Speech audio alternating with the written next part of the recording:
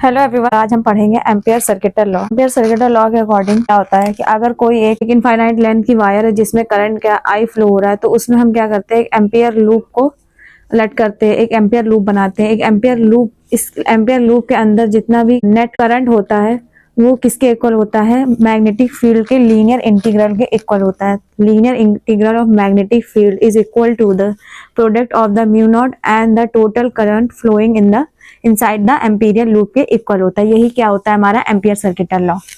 Line एक बार definition को भी पढ़ेंगे। Line integral of magnetic field is equal to the product of the mu naught and I net total current inside the Ampere loop. अब इसमें क्या होता है, ये फॉर्मूले के अकॉर्डिंग हम यहाँ पे क्या देखते हैं, यहाँ पे जो डीएल होता है ये क्या होता है, जो एम्पीरियल लूप लेट करा हमने, इसका क्या होता है, एक छोटा सा लेंथ वेक्टर होता है। और ये जो क्लोज साइन होता है ये किसके लिए शो हो रहा होता है, एक क्लोज्ड सरफेस के लिए हम इस क्लोज्ड सर्कल को लीनियर इंटीग्रल पर बनाते हैं। मतलब इस एम्पियर लूप के अंदर जितना भी मैग्नेटिक फील्ड है, जितना भी टोटल करंट है, उसको हम क्या करते हैं, लेट करते हैं। सिर्फ जो इनसाइड द एम्पीरियल लूप है सिर्फ उसे हम लोग यहाँ पे लेट करेंगे। आई नेट क्या होता है, यहाँ पे आई नेट होता है टोटल करंट।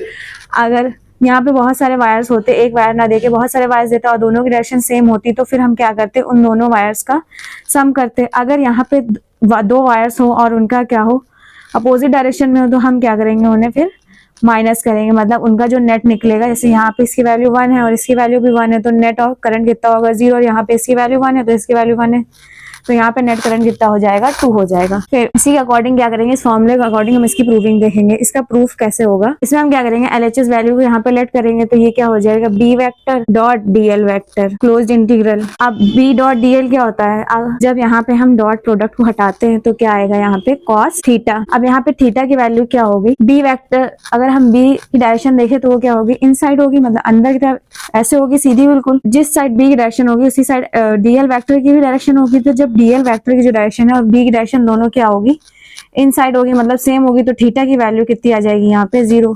तो थीटा की वैल्यू क्या हो जाएगी, 0, और cos 0 की वैल्यू कितनी होती है, 1। ये क्या आ जाएगा, बी डीएल। फिर बी बाहर आ जाएगा और डीएल का हमें क्या करना पड़ेगा, यहाँ पे इंटीग्रेशन। अब डीएल क्या है, ये एम्पियर लूप या ये क्या है, सर्कुलर, तो इसकी सरकमफेरेंस कितनी होगी, 2πr। मतलब अगर डीएल का यहाँ पे इंटीग्रेशन करेंगे तो डीएल का इंटीग्रेशन करने पे क्या मिलेगा, हमें BL मिलेगा। तो जो BL है, BL की वैल्यू क्या है, सरकमफेरेंस है पूरा, इसका लेंथ है, मतलब सरकमफेरेंस होगी तो लेंथ का फॉर्मूला क्या होता है, 2πr। तो L की प्लेस पर हम क्या रखेंगे, यहाँ पे 2πr, B इंटू 2πr।